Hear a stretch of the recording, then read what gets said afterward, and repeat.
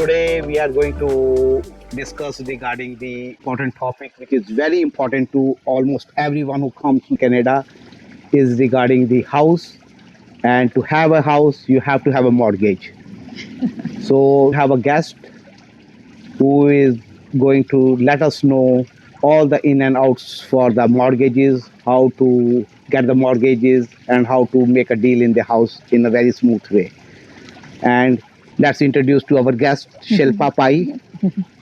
She is in the mortgage industry for almost 20 plus years. She was working in a banking industry before. पहले ये bank में काम करते रहे काफ़ी देर. Then she switched into the mortgages. Like whether you have to get a new mortgage or you have to refinance it or any other type of problem you have facing in getting the mortgage, the answer is Shilpa Pai. She is the magician, you can say she's the magician. She will make the things happen for you. Welcome Shilpa. Thank you so much Raj. आपका मैंने podcast देखा तो बड़े आप पहले 1-2 episode में आप बहुत सक्सेसफुल रहे, सो इसके लिए बहुत बहुत बधाई. And you are doing a very good job. और इतनी कम समय में आप सक्सेसफुल हो रहे, इसका मतलब you are doing something very valuable to the audience. तो उसके लिए दोबारा से आपको मैं कंग्रेचुलेट करने चाहती हूँ. आप इतने बिजी हो फिर भी टाइम निकाल के आपने ये सब कर रहे हो, जिसके लिए मैं आपसे सीख रही हूँ, है ना. Like this is an encouragement and influence for the others. दूसरी बात है, आपने मॉर्गेज की बात करी. यस, पैसे सबको चाहिए, तो I find money for people. And magician बोले ठीक है, चलिए इतनी सालों की तजुर्बा है तो किस तरह से भी my job is to make that thing happen. Yes. And कहीं पर भी हम लोग जैसे परदेश में आते हैं तो फर्स्ट थिंग हमें जॉब चाहिए होता है, फिर घर चाहिए होता है, फिर फैमिली होती है. तो घर is very biggest investment of our life, that is for sure. और उसके लिए आपको यहाँ पे कोई भी कैश में तो घर खरीदता है नहीं, और हमारी कोई एंसेस्टर्स की प्रॉपर्टीज़ तो होती नहीं है. तो हमारे लिए mortgage is the number 1 requirement है. एंड उसके लिए थोड़ी सी प्रिपरेशन चाहिए होती है. और मेरा एक सलाह है कि आपको जब भी मॉर्गेज या किसी और चीज़ की ज़रूरत हो, कभी भी आप किसी ऐसे लोगों से सलाह ना लें जिसको इसके बारे में पता नहीं हो. मे बी उन लोगों ने मॉर्गेज ली है, लेकिन इसका मतलब ये नहीं कि वो मॉर्गेज के बारे में परफेक्ट हो गए हैं, मतलब मॉर्गेज की पूरी नॉलेज उनको आ गई है.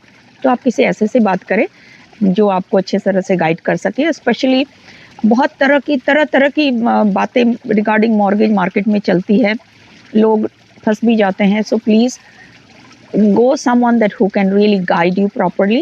And thank you for my introduction. या मैं बहुत सालों से ये काम कर रही हूँ and I could say I am very successful. Shilpa ji, हमारे ऑडियंस जो हैं, जो मकान घर लेना चाह रहे हैं, उनको थोड़ा स्टेप बाय स्टेप एलैबोरेट, क्या वो डॉक्यूमेंट प्रिपेयर करें लिटिल बिट, कौन से उनको डॉक्यूमेंट चाहिए, ताकि उनको एंड मोमेंट पे, लास्ट मोमेंट पे, I heard lot of horrible stories कि ये मंगवा लिया, वो मंगवा लिया, ये डॉक्यूमेंट मंगवा लिया, बाद में उधर क्लोजिंग हो रही है, उधर वो कह रहे हैं sorry we can't able to do the mortgage. कोई आप ऐसा गाइड करें हमारे लिसनर्स को कि उनकी लाइफ में प्रॉब्लम आई ना, सब एकदम स्मूथ सेलिंग हो जाए और they are be an happy person. जी राज, ऐसा होता है कि पहले तो आपको प्रिपेयर करना पड़ता है. वो ही सबसे जरूरी है, जो सबसे जरूरी है. पहले आप अपने आप को, आपके पास पीआर है. हाँ जी, पीआर है तो फिर आपके पास कोई जॉब या बिजनेस है तो थोड़े से आप डाउन पेमेंट भी आप जमा कर लें. फिर दूसरा जो मेन इंपॉर्टेंट चीज़ होती है आपकी क्रेडिट. आप जिस दिन पैर रखते हैं कनाडा में, क्रेडिट कार्ड ले लीजिए और मेक श्योर कि आप क्रेडिट की प्रॉपर गाइडेंस के थ्रू आप चले. और एक क्रेडिट कभी मिसअप ना करें. इस कंट्री में आपके पास क्रेडिट नहीं है, then you are disable. This is the word that I use. So literally you have to have a credit. अपने क्रेडिट को ठीक करें. फिर दूसरा होता है अपनी एम्प्लॉयमेंट को सिक्योर करें. थर्ड होता है थोड़े बहुत पैसे जमा करके मिनिमम डाउन, जो हम बोलते हैं 5% और मिनिमम डाउन, क्योंकि 5% का भी एक पैमाना होता है. एक ओवर 500,000 यू हैव टू पे 10%, बिलो 500 यू पे 5%. तो ये सारा कुछ 2-4 चीज़ें होते हैं. तो क्रेडिट स्कोर हो गया, आपकी एम्प्लॉयमेंट हो गई या बिजनेस हो गया, आपकी पीआर होनी चाहिए. without the PR you cannot buy the property. You can, but the government is charging 15% property tax. Shilpa जी, जी। ये चक्कर है, कोई कहता है कि 5% से हम मॉर्गेज करवा देंगे, कोई कहता है 10% करवा देंगे, कोई कहता है 20% करवा देंगे। What is the difference? कोई 20% क्यों दे, 5% क्यों ना दे, वो बताए हमारे लिसनर्स को। देखिए, ये जो न्यू इमिग्रेंट है वो तो मैं 20% एक्सपेक्ट नहीं कर सकती उनके लिए, बट द रीज़न इज़ एक इंश्योर्ड मॉर्गेज होता है। इंश्योर्ड उसके लिए जैसे 4, 4.5, 3% आप उसकी प्रीमियम पे करते हैं। If you want to save that money then you can put 20% down. More premium, more down payment देने से क्या होता है, आपकी मंथली पेमेंट कम होते हैं, तो that's one of the benefit. और अदरवाइज हमारे मेरे क्लाइंट इतनी 1, 2, 3 साल में कनाडा में आते हैं, उनके पास इतने डाउन पेमेंट नहीं होते हैं। This is the truth. तो फिर उनके लिए मैं सजेस्ट करती हूँ minimum payment, but prepare yourself Properly. 6 महीने पहले आप किसी से बैठ के बातें करें, प्री अप्रूवल जरूर ले, and then you start looking for a property. अगर प्री अप्रूवल लेनी है, प्रॉपर गाइडेंस लेनी है, तो शिल्पा जी तो ये है ही हैं जो हेल्प कराएंगी आप। जरूर 100%। पर शिल्पा जी, अब आप जैसे कहा कि वो सम परसेंटेज ऑफ वो होता है, अगर 10% या 15% जी। होती है वो इंश्योरेंस के लिए, आप क्या गाइड करते हो कि लोगों को रुक जाना चाहिए वो पैसे बचाने के लिए, या घर लेना चाहिए? क्या मतलब, what is the pro and cons for that? बिल्कुल नहीं, मैं सजेस्ट करती हूँ आपको एक घर, तो जो पहला होम होता है वो तो जरूर लेना चाहिए, और उसके लिए आप 5% डाउन इज गुड इनफ। और जो प्रीमियम होता है वो मॉर्गेज में इंक्लूडेड होता है, वो आप पॉकेट से नहीं देते हैं। But ultimately you have to pay that, right? आप उसके ऊपर मंथली पेमेंट दे रहे हैं, लेकिन आप देखिए 5% और 20% में से ह्यूज डिफरेंस। आप 1 मिलियन का घर ले रहे हैं, उसमें 20% 2 लाख 2 लाख 2-3 साल में कमा के बचा के रखना बहुत इम्पोर्टेंट, इम्पॉसिबल सही है ना? है तो well and good, why not. नहीं है तो मिनिमम डाउन दे के भी खरीद सकते हैं।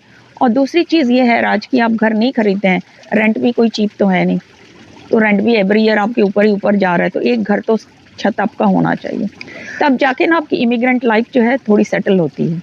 शिल्पा जी, मैंने बाहर बहुत सुना है जी, कहते हैं कि हम, जैसे आप मॉर्गेज ब्रोकर हो या मॉर्गेज ब्रोकर, मैं एजेंट हूँ, या ब्रोकर आप काम करते हो, हम ब्रोकर के पास क्यों जाएं, हम बैंक के पास ही क्यों ना जाएं? वो कहते भी what is the difference, what difference you will make it कि बंदा बैंक ना जाए, आपके पास आए?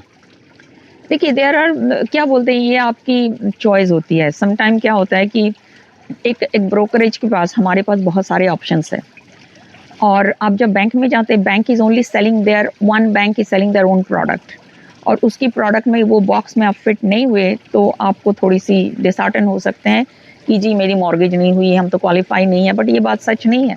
There are many many many lenders in Canada जो आपको मॉर्गेज देने के लिए तैयार है। तो एक ब्रोकर के पास आएंगे तो आई कुड सी, ठीक है आप यहाँ फिट नहीं है, आरबीसी में फिट नहीं है, पर आप यहाँ पे आपकी फ़ाइल ठीक है, कहीं और आपकी फ़ाइल ठीक है। तो आई थिंक आपको ज़्यादा ऑप्शन चाहिए तो एक good broker will be, broker agent will be. So basically आप ये कह रहे हो कि अगर आप ब्रोकर के पास जाते हो तो आपने एक बार फाइल सबमिट कर दी, आपका एक बार क्रेडिट चेक हो गया, then that broker is going to deal with all the different banks in spite of going to that individual bank कि हम TD के पास जाएं, हम RBC के पास जाएं या CIBC के पास जाएं। करेक्ट, बिल्कुल So सही है। in that way it's less headache। अगर आपके पास है तो that headache you are going to take away that headache। और अनदर कन्वीनियंस और है कि बैंक देखिए 9 to 5 में ही काम करता है, Right। तो आपको टाइम निकाल के छुट्टी लेके बैंक में अपॉइंटमेंट बना के जाना होता है। Right। जबकि हम 8 बजे 9 बजे I will pick up your call and I will give you that service. Right। और वो मेरा हेडेक है, आप मुझे डॉक्यूमेंट भेज दिए and the job is done, Job instead of you walking a branch to a branch to a branch. हाँ जी। Now, these are the differences. no, I understand that part। दूसरा ये है कि समटाइम्स, अब ऐसे कैसे पता चले मॉर्गेज ब्रोकर की क्रेडिबिलिटी का, ये बहुत बहुत बड़ी प्रॉब्लम फेस कर रहे हैं लोग। जैसे जी, मैंने जी। आपसे पहले little bit I touch the topic, लोग किसी ब्रोकर के पास चले जाते, ये मेरा जानकार है, वो मेरा जानकार है, इसके पास चले जाओ वो तेरा काम हो जाएगा, वो काम नहीं हुआ तो बंदा फंस जाता है एंड में। अब वो कैसे लोग डिसाइड करें कि हम किसके पास जाएं, कि ये ब्रोकर ठीक है या ये एजेंट ठीक है या एजेंट ठीक है? How you will guide the customer? आप समझ गए ना मैं क्या मैं पूछना समझ चाह रहा रही हूँ। देखिए मैं काम करती हूँ, अपने जो मेरे रियल्टर्स जिनके साथ मैं काम करती हूँ, मेरी repeat clients, it's go by the referral basis. Okay. मतलब जिसके पास गुड एक्सपीरियंस है वही आपको रेफर करेगा, otherwise if you don't know anyone you are not going to refer anybody ना। तो मेरे जैसे रिलेशनशिप विथ माय रियल्टर्स है, तो उनके साथ मेरी सालों सालों सालों का काम का मतलब मेरा रिकॉर्ड दिखता So है your कि reputation built my up. reputation build up over time. Because So- if you will mess up any deal, their deal is going to be messed up One deal automatically. you messed up, you are out. इस तरह का attitude है market में, तो आपको साल साल साल, तो वो मेरी रिस्पॉन्सिबिलिटी हो जाती है कि once I get the deal, इसीलिए मैं आपको प्री अप्रूवल की बात कर रही हूँ. Right. When I see the deal first time, तभी मुझे पता चल जाता है इसमें इसकी वीकनेस क्या है, इसकी स्ट्रेंथ क्या है, इसको हम बिल्ड कर सकते हैं या हम इसको यहीं पे ख़त्म कर सकते हैं. This client is ready. तो this is the process of pre approval. Okay. तो और जैसे आपने बोला अच्छा ब्रोकर बुरा ब्रोकर, नहीं, ब्रोकर बहुत अच्छे भी है मार्केट में, and I am sure go with the referral. Go with the क्योंकि referral. हाँ, क्योंकि देखिए ये आपकी सबसे बड़ी लाइबिलिटी है. आपकी सारी personal information you are going to give it to me. तो जब तक आप में वो कॉन्फिडेंस नहीं हो, और जब आप किसी से मिलते हैं, I am sure you get that gut feeling, you get that experience कि ये जो बोल रही है आगे वाले बंदा या बंदी सही है नहीं है. थोड़ी बहुत चेक कर ले उनकी क्या है रेपुटेशन मार्केट में रिगार्डिंग टू द वर्क. जैसे अभी right now the present scenario, जी, किसी को पता नहीं है मार्केट किधर जा रही है, इज गोइंग हेडिंग साउथ और नॉर्थ और वेयर एवर. हाँ. सो आप लोगों को क्या सुजेस्ट करते हो और फ्यूचर ट्रेंड क्या है, मतलब कि क्या, जी. Like people are scared, honestly people are scared to buy the houses, they don't know whether tomorrow they are going to have a job or not. आप एज ए मॉर्गेज ब्रोकर उनको कैसे कोई एक ऐसी घुट्टी दें ताकि उनको लगे कि हाँ वो कॉन्फिडेंट है कि वो घर बाय कर ले.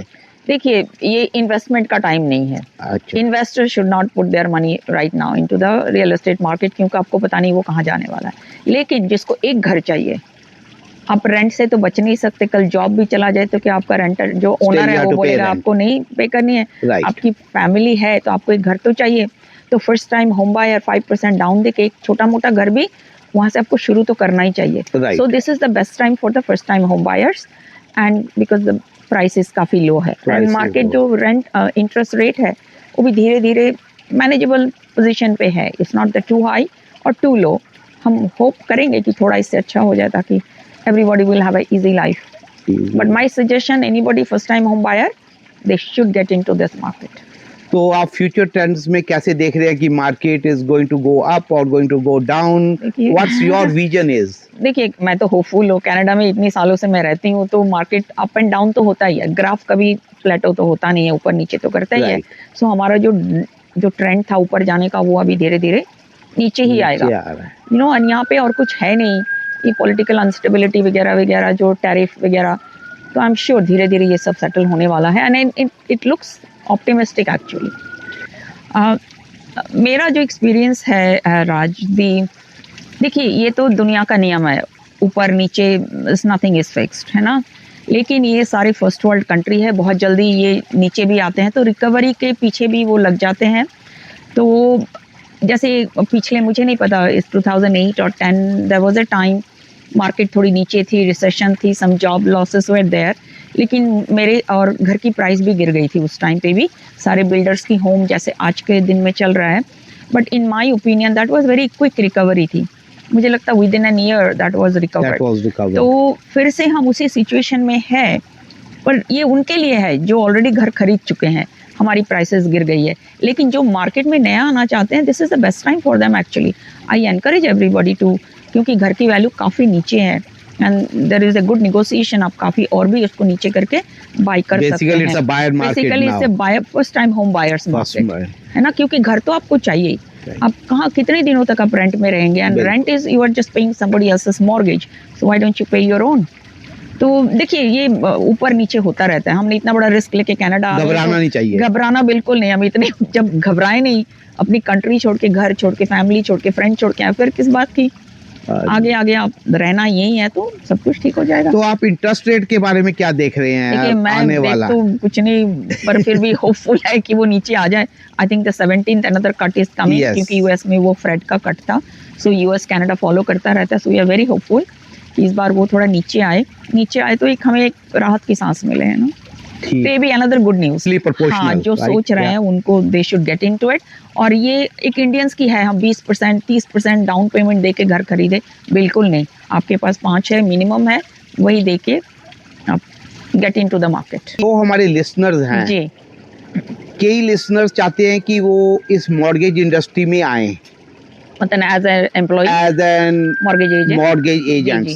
आप उनको भी थोड़ी गाइडेंस दो कि कैसे हो सकता है वो काम भी, ताकि बिल्कुल। if they want to join this industry, because everyone is trying to make a money from here, like in a respectable way. कैसे इस इंडस्ट्री को वो ज्वाइन करें, कैसे इसमें काम करें, कैसे वो आपकी तरह सक्सेसफुल हो सके, और थोड़ी बॉल फॉर फिगर भी बताओ हमारे लिसनर्स को भी, अगर एक सक्सेसफुल एजेंट है तो वो how much money in on an average they can make it, और उनको कितना हार्ड वर्क करना पड़ेगा इसके लिए। देखिए, कोई भी आप जैसे बोला सक्सेसफुल होने के लिए हार्ड वर्क, शॉर्टकट तो है नहीं, हार्ड वर्क Right. ही हार्ड वर्क है। लेकिन हार्ड वर्क इसका मतलब नहीं कि रोज आप उसी में लगे रहो तभी हार्ड वर्क होता है। दूसरी चीज़ें है, बनना कैसे है। देखिए, मॉर्गेज एजेंट की लाइसेंस लेना ये कोई बहुत बड़ी बात नहीं है। Anybody could get the licence in one how week. Much time it will take? वो 1 वीक में लोग कर सकते हैं। ओके, लेकिन that's not the point. The actual point is आप लोगों से मिल कैसे रहे हो, आप काम करने का, जैसे मैंने बोला ना, एक डील आपने ली, you have to make that deal happen. Right. तो आपको शुरू में बहुत सारे प्रोडक्ट नॉलेज, ये वो, किसी का गाइडेंस वगैरह वगैरह आपको चाहिए। अब I can only speak for my, मतलब मेरे एक्सपीरियंस जो है, मैं तो बैंक से आई थी, राइट। तो मेरे ना बहुत सारे क्लाइंटेल बन चुके थे, मेरे बहुत सारे रियल्टर कॉन्टैक्ट्स बन चुके थे, तो मेरे लिए वो वाली इतना हार्ड करना नहीं पड़ा, because I already made that. और आपके पास जब बैंक की जो लोगो होती है, उससे आपको एक कनेक्शन बनाना ईजी पड़ जाता है। Right, because you are already dealing with lot of clients. Lot of clients, एक रेपुटेड बैंक से आप आ रहे हो, तो वो वाला पार्ट मेरे लिए ईजी था। लेकिन जो बिल्कुल फ्रेश है, उनके लिए थोड़ी सी ये भी एक प्रोसेस है। अब धीरे धीरे सोचिए, मैंने लाइसेंस लिया, अभी मैं ऐसे कॉन्टैक्ट बनाऊँ, अभी मैं ये करूँ, क्योंकि क्लाइंट मिलना एंड उसको वो ट्रस्ट बिल्ड करना takes time. It takes time. लेकिन हाँ, money is there, it's a good money, and If you will like to give a little bit ballpark figure for the starters who are starting it, like who is in between 1 to 5 years, how much approximately, then the people get a little bit idea whether they just really want to get into that or not. देखिए, Approximation. I am not looking for the exact फिर भी figure. मैं It's like बोलूंगी minimum आप 5 साल में तो minimum 100 से 250 के बीच में 100 तो to होंगे ही 250 you guys can make it. Yeah. और बाकी शिल्पा जी हैं, हम इनका लिंक नीचे शेयर कर देंगे आपको। अगर आपको कोई मॉर्गेज की ज़रूरत है, या कोई गाइडेंस उनको चाहिए, या कोई आपको प्री अप्रूवल चाहिए, तो जी। शिल्पा जी आपको पूरा प्रॉपर गाइड करेगी। Even if you want to make a career in the mortgage, still she will help, Sure. Right. Yeah, और शिल्पा जी, आप इन द एंड आप ये बताएं नटशल में हमारे लिसनर्स के लिए कि और क्या, मतलब कि हमें क्या, किस चीज़ का ख्याल रखें हम, ताकि कल को कोई प्रॉब्लम ना आए मॉर्गेज में। एनीथिंग इन द नटशेल, ताकि then we will wind up this conversation. देखिए, जो हमारा सबसे बड़ा प्रॉब्लम क्या आता है ना, कि लोगों ने प्री अप्रूवल तो ले ली, राइट। फिर घर ढूंढने से पहले ही एक गाड़ी ले ली, ओके, या फर्नीचर ले ली, ओके, या कुछ बड़ी बड़ी बाय कर ली। पहले क्रेडिट कार्ड हाफ था, वो फुल कर ली, या इंडिया में या कहीं बैक होम में कुछ प्रॉब्लम आ गई तो लाइन ऑफ क्रेडिट उठा के उसकी, तो आपको जो प्री अप्रूवल दिया गया उसकी कैलकुलेशन पूरा मेस्ड अप हो जाती है। लेस अप हो तो जाती है। आप जब एक बार प्लान करें, तो उस घर खरीदने से पहले ना तो गाड़ी ले, ना तो लाइन ऑफ क्रेडिट की यूज करे, ना तो अपनी टू मच डेट क्रिएट कर ले। और So this अपनी is- क्रेडिट हिस्ट्री बिल्कुल परफेक्ट रखें। हाँ, मतलब डेट की ओवर यूज नहीं Yeah. होना चाहिए। Right, और जो भी okay. आप यूज करें, मतलब जितने भी आपके पास कार्ड्स है, 50% से ज्यादा उसको यूज ना करें, ताकि you maintain the good credit.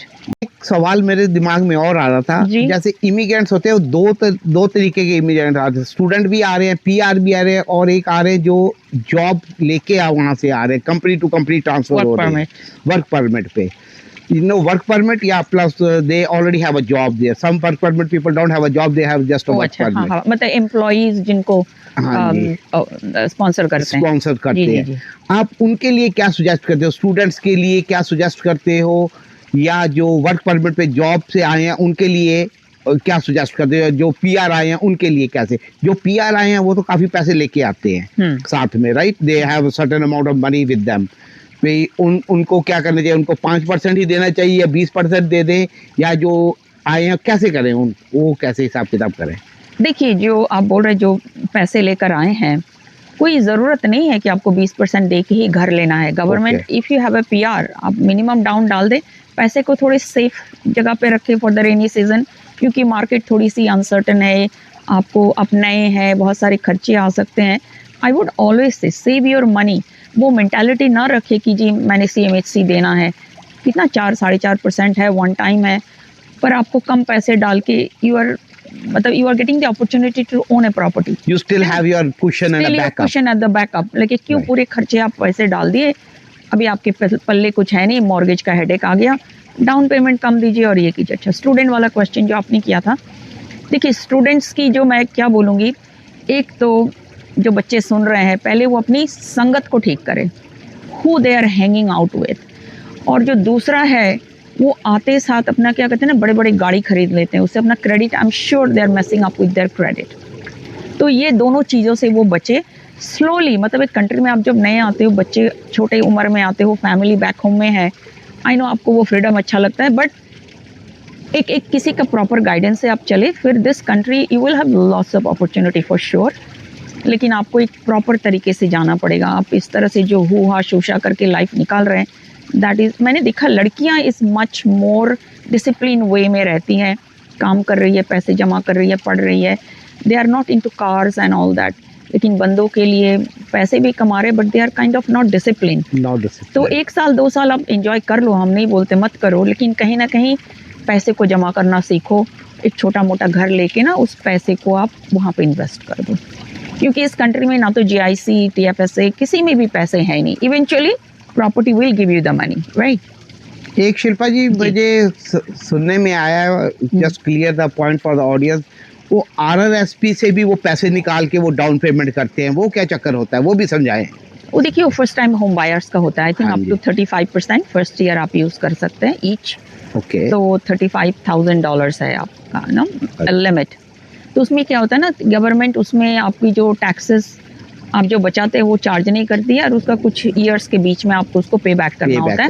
But that RRSP आप जब खरीदते That हैं, is just like a interest free money you are getting extra. money you are getting to use towards your mortgage, But it's your money only. your money। कोई हाँ, पर एक ऐसा programme भी वो है, सिर्फ एक टाइम के लिए है, first time home first buyer time के होम लिए। Buyers only. ओके। तो ना बहुत कोई है, आप RRSP लोन लेके भी वो मनी आप बोरो कर सकते हैं, और 90 डेज वेट करने के बाद उस पैसे को आप as a down payment use कर सकते हैं। You can do that also. Okay. So there are many ways. लेकिन हाँ, एक बार आपने घर ले लिया तो mortgage and bills is on your head, तो Yes. आपको डिसिप्लिन होना ही पड़ेगा। The disciplined life you have to live. Yeah. बस यही सब छोटी छोटी बातें हैं जो सबको पता होता है, बट फिर भी मतलब अपने फ्रेंड्स, रिश्तेदार, रिलेटिव से बातें ना करके किसी प्रोफेशनल से बात करें। This is one of the most important thing. ये ना को वो मेरा भाई है, वो मेरे मामे दा मुंडा है, वो मेरे चाचे दा मुंडा है, वो रियल स्टेट कर रहा है, वो मॉर्गेज कर रहा है, उसके पास चले जाओ, at the end you messed up your file. Always go to the professional. Always go to the professional. If he is good and he is doing good, then Yes. please trust him. Family member है। शिल्पा जी, हमारे listeners को बताओ कि वो आपको reach कैसे कर सकते हैं। और मेरा एक ही नंबर है पिछले 20 सालों से, 4163194212, यही मेरा नंबर है, और ईमेल आप नीचे दे सकते हैं। मैं ईमेल आपका वो नीचे मेंशन कर दूंगा। Thank you very much Shilpa ji, आपका बहुत बहुत शुक्रिया आने का और गाइड करने का। We will meet it again maybe next month. Sure. Thank you so Okay, much for thank you having very me, much. and all the best to your channel. Thank you very much. You are welcome.